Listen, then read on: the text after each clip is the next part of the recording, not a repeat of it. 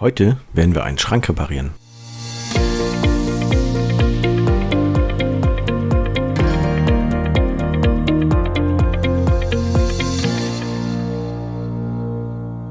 Hallo meine Lieben, heute werden wir diesen Schrank reparieren. Die Tür haben wir schon ausgebaut und wie ihr sehen könnt, fehlt hier oben so eine Querleiste und genau die werden wir heute nachbauen. Dafür habe ich mir ein passendes Brett gesucht. Das ist jetzt in dem Fall Fichte.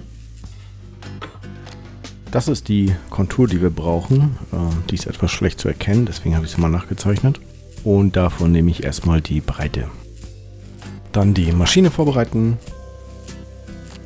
Und ganz wichtig, vorher die Ringe abnehmen. Dann schneide ich die Kante gerade ab und säge auf die benötigte Länge und anschließend auf Breite.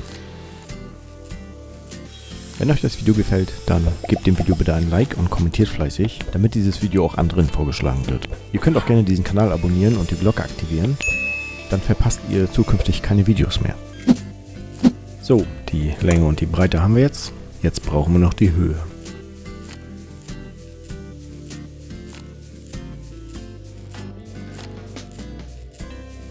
Das hier ist übrigens mein Lieblingstool für die Säge. Ich verlinke euch das Video in der Videobeschreibung, damit ihr das noch nachbauen könnt.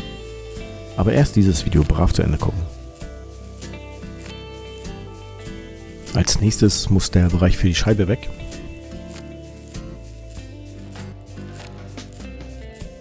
Dazu messe ich von beiden Seiten, wie viel stehen bleiben muss.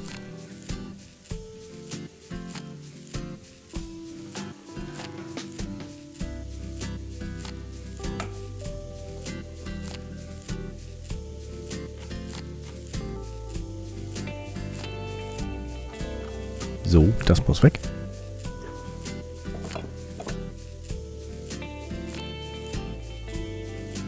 Für die Einstellung der Höhe nehme ich mein Spezialtool. Dafür habe ich leider nie ein Video gemacht. Also, falls ihr das Video noch haben wollt, sagt mir bitte in den Kommentaren Bescheid.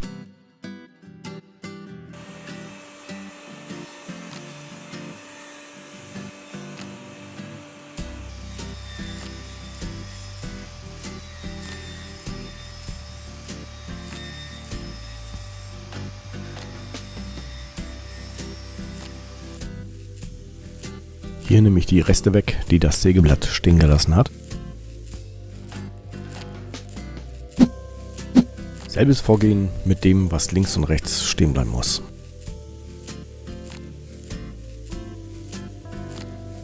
Sobald die kurze Seite des Holzes gesägt wird, sollte man aus Sicherheitsgründen zum Schiebeschlitten wechseln. Das Video zum Bau des Schlittens verlinke ich euch auch in der Videobeschreibung.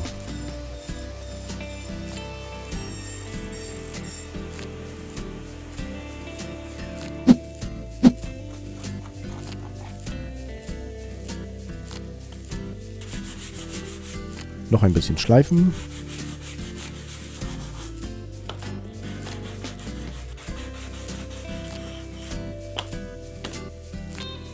Und dann die Kanten abschrägen. Dies geht jedoch nur entlang der Faser. Quer zur Faser reißt das Holz sehr schnell, da nehme ich dann Schleifpapier.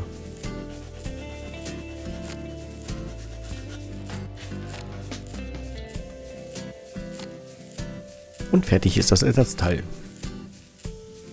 Das Einleimen und Lackieren zeige ich nicht mehr, das macht die Besitzerin des Schranks selbst, wenn sie sich für eine Farbe entschieden hat. Die kleine Leiste, die noch fehlt, möchte sie auch alleine machen.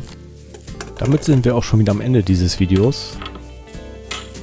Wenn es euch gefallen hat, liken und fleißig kommentieren.